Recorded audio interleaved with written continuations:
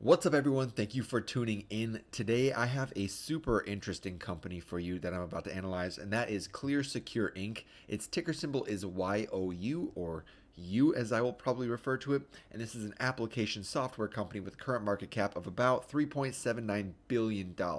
Now, what I find so interesting about this company is not necessarily where it's at today, but the potential of where it could be tomorrow. So don't go anywhere. Let's stick around. Let's figure out what Clear does, what their financial metrics look like, and if it's a good deal today.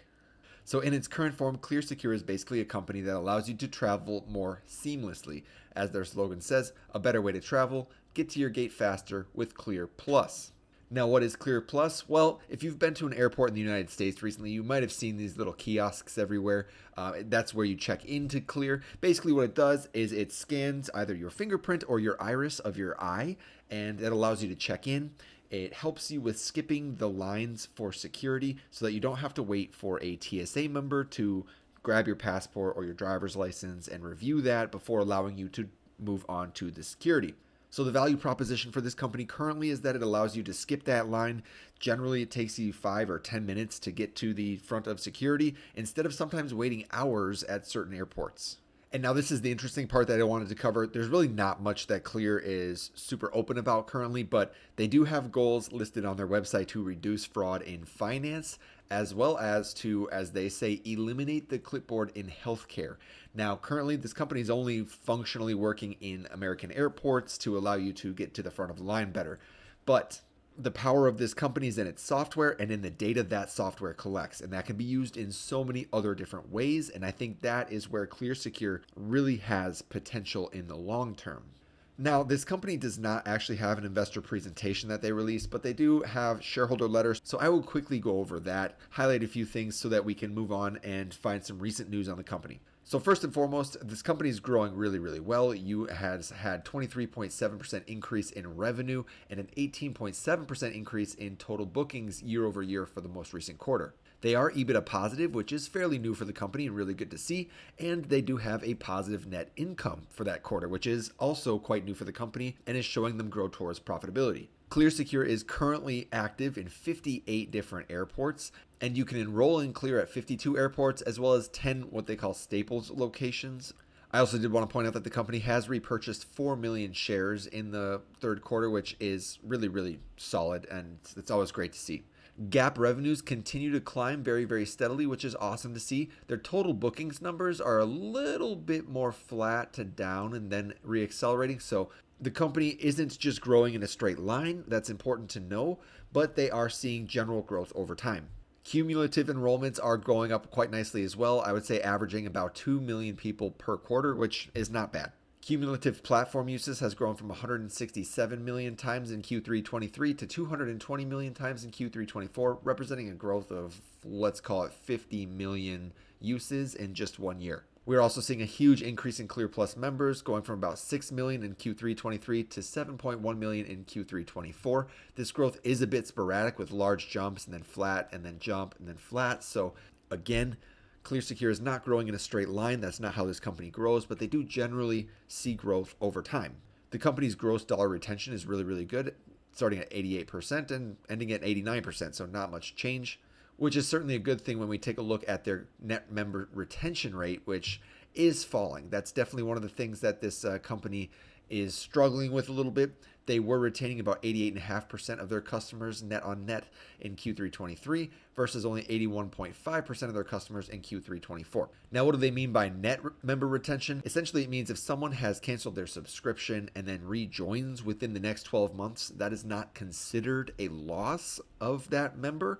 So this net member retention does factor in regained customers, which makes the retention rate a little less volatile. And the final thing I want to look at in this shareholder letter is that the annual Clear Plus member usage has gone down from 8.5 times to 7.1 times. Now, what this is measuring is basically how many times on average does each user use their Clear Plus membership. So in Q3 23, it was 8.5 times for the trailing 12 months.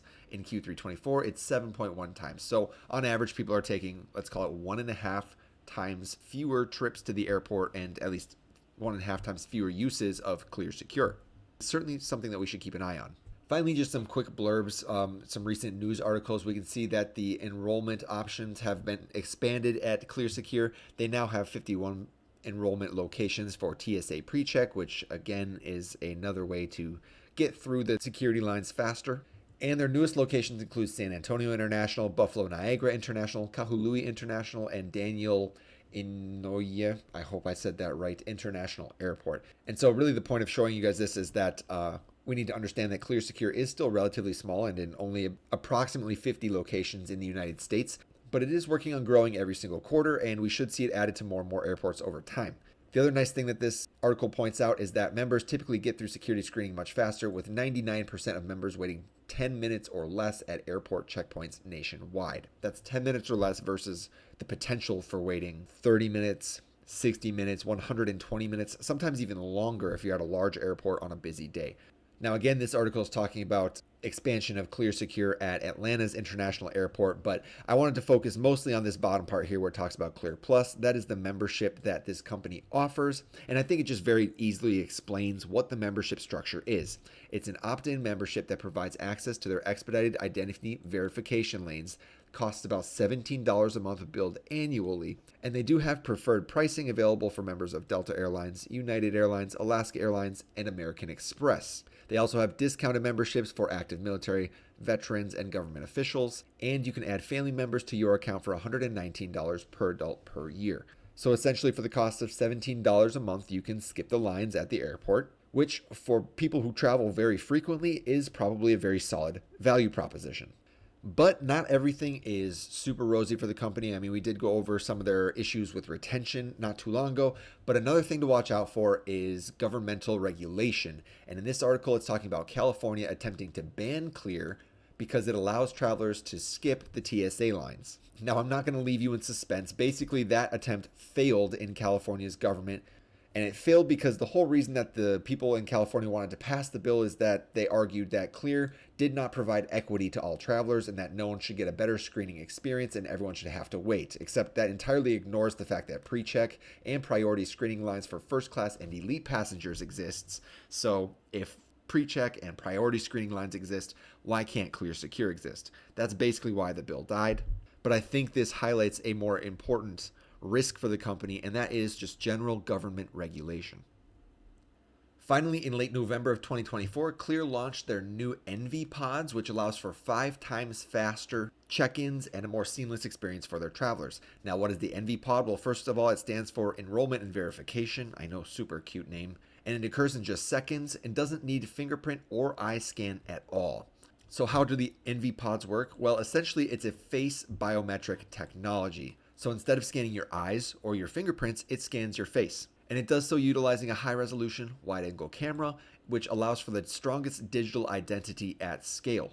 Basically, they're taking even more data on your person, which makes it harder to fake any sort of identity because it's a lot easier to construct a fingerprint than it is to construct an entire face. So thanks to these wide-angle lenses, very high-power cameras, and the fact that they have data that tracks, your face, you can now check in with Clear even faster than before. A little dystopian maybe, but hey, like I said, the power is in the data.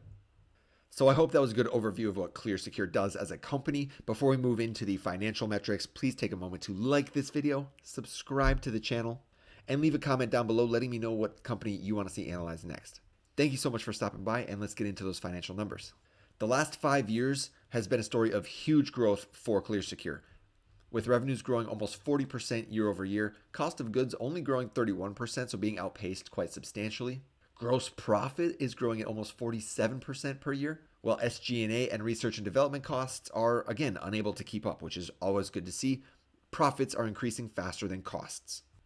The company's operating income went positive for the first time in 2023 and has gotten even more positive in 2024. Net interest expense has jumped a lot, but that 104% compound annual growth is really nothing to worry about because their net interest expense is $33 million, basically nothing. Their earnings from continuing operations went positive in 2023 and again saw a huge growth into 2024. Same for net income, as well as diluted earnings per share. Now, what is interesting is that the diluted shares outstanding has been growing quite substantially for the company. Don't worry so much about the compound annual growth rate because as we can see, 2020 starts from a very low number. but there is consistent growth in the amount of diluted shares outstanding, largely due to stock compensation for the company. EBITDA and EBIT numbers don't really show us anything that stuff like gross profit didn't. But what is interesting is that in 2023, this company started paying a dividend, and that dividend has grown quite nicely. Though I will point out that the current payout ratio is a little bit high, especially for a growth company at 63.68%. But I do think this is a vote of confidence from management that they will be able to grow revenues and earnings at a substantially faster pace, and we should see this dividend payout ratio drop quite substantially. ClearSecure does not measure inventories at all. There's really nothing to measure. It's a software company. They also do not issue debt, but it is interesting to see that their capital expenditure numbers got the largest in 2022 and have been slowly decreasing in more recent years. So we can see that their expansion efforts have slowed down, and ClearSecure is focusing on becoming a lean and efficient company. This shows up very nicely in the company's free cash flow numbers, which has seen huge growth since 2020 and has consistently been positive, which is not something you always see with growth companies, especially early stage growth companies.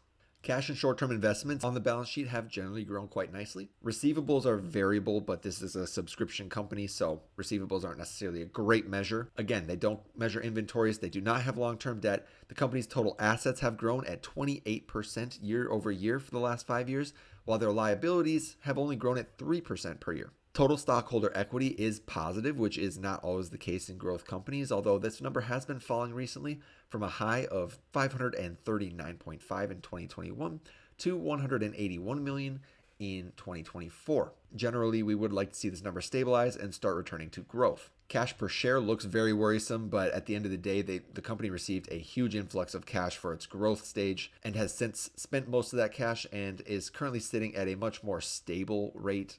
Book value and tangible book value are both positive but started very negative. And finally, net debt has been growing at about 14% per year, which isn't always great to see, but the company's net debt is only $421 million, so that is easily covered by the company's cash flow. Used gross margins are exceptional, basically hovering around 60% and currently sitting at about 63%. The company's operating margins went positive in 2023 and currently sit at 13.91%, with expectation that this should expand quite quickly. The company's free cash flow margin is about 24.5%, has dipped a lot since 2022, although I think given the stage that the company's at, it's just great to see that it has positive free cash flow margins at all, though we should hope to see at least a stabilization into the next few years.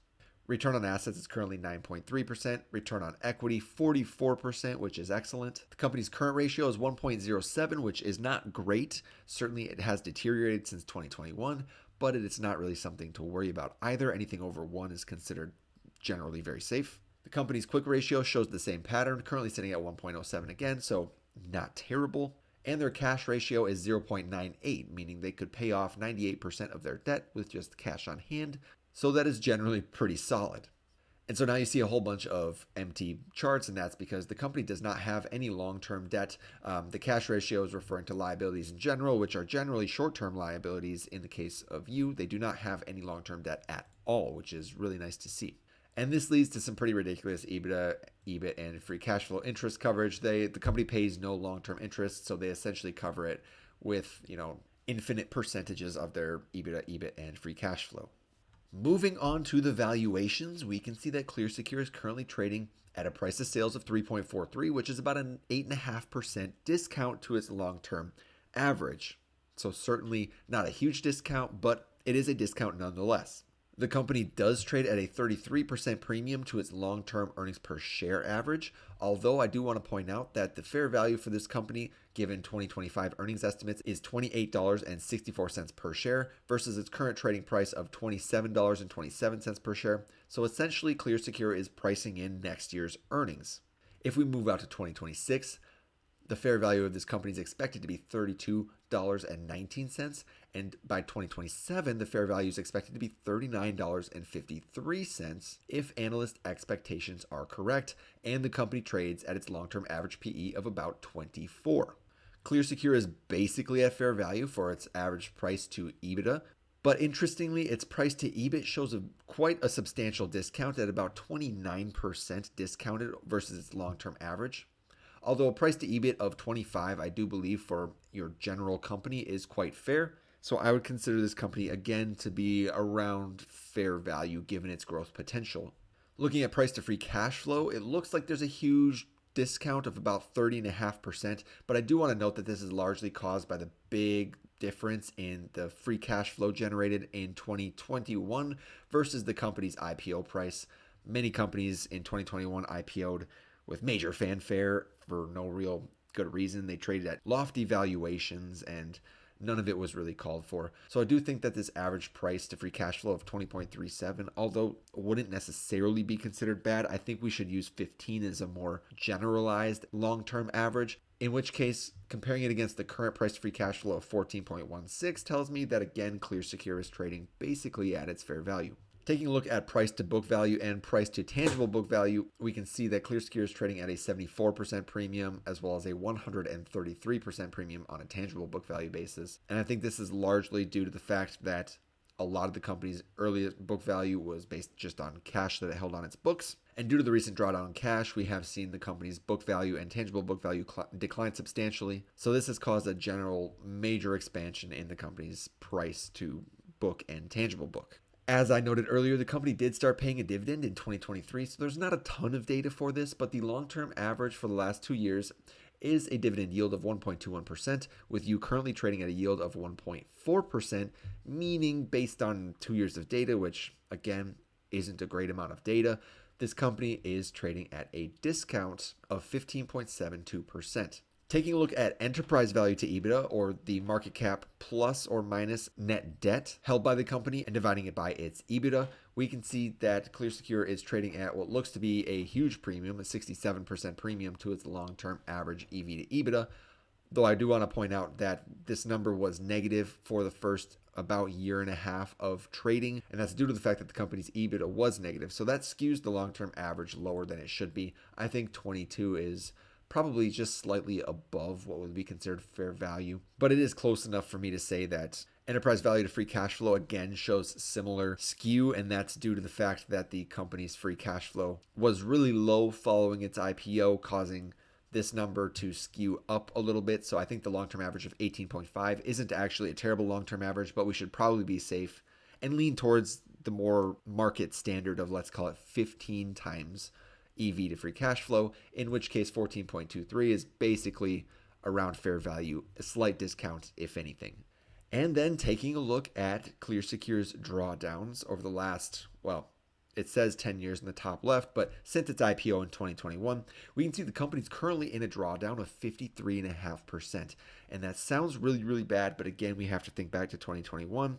Valuations for brand new companies were really out of hand, let's be honest and blunt. So in my honest opinion, I think the first, let's call it 40% drawdown or so, is probably just a result of investors having really, really sky high expectations for no reason. So, I mean, as early as 2021, we saw this company in a 55% drawdown. It did draw all the way down to 72% in 2023, again around 72% in 2024, before coming back up and making a really nice move higher. So while ClearSecure is currently a long way off from its all-time highs, I think that's more a result of just euphoria in 2021, not really the company's performance in that time period. And taking a look at my favorite X factors, the first is the 5-year expected growth rate for the company, and there's a consensus of a 25% per year growth for ClearSecure, which is excellent. And if we think back to the price to earnings that this company is trading at, it's trading a little bit above 25 PE, which leads to the PE over growth plus yield of being 1.2. Now, if you're not familiar with this measurement or the FG ratio down below, basically what I'm doing is I'm taking the PE ratio and dividing that by the sum of the company's growth projections, which would be this 25%, and its dividend yield, which would be about, 1.4%. And so what that does is it takes the price to earnings of the company and divides it by the expected total return potential for this company over the next 5 years. And the lower the number, the better. So 1.2 is actually pretty solid. It's not incredible, but if we look at the FG ratio, which takes enterprise value over free cash flow and divides that by long-term total return potential, we get a value of 0.7, which is excellent. So even though the baseline numbers for ClearSecure don't look incredible as far as valuations are concerned, when we take into account the potential growth in this company, it does start to look like a pretty solid value at its current price. And so, reviewing a few things about the company, what I really like is the data. I think airports are really just the start. It was an easy way to get in and immediately make people's lives easier. If you've ever been to the airport with these clear secure people, the advertising basically works for itself. You see this massive line, and you're like, I don't want to sit through that. And then you see this person that says, "Come on over here. We'll give you a 2 week free trial.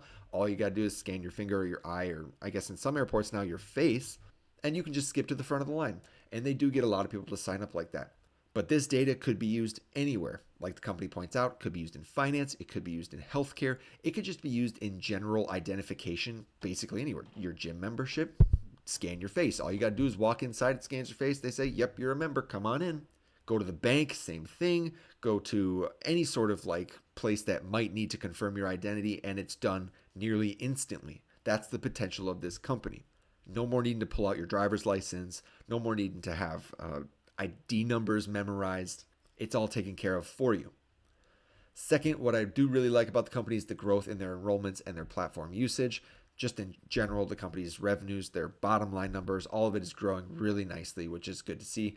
And they have a very shareholder friendly board. This company has zero debt. They're focused on growth, but not growth at any cost. They're focused on good growth. And the company focuses on returning value to shareholders by buying back shares and by now paying a dividend. So I think the company's board is very well aligned with shareholders, and they know exactly how to orient ClearSecure as a company in order to benefit shareholders the most. Now, moving on to the things that I am not so happy about. Number one is the opposition from some governments. We saw California.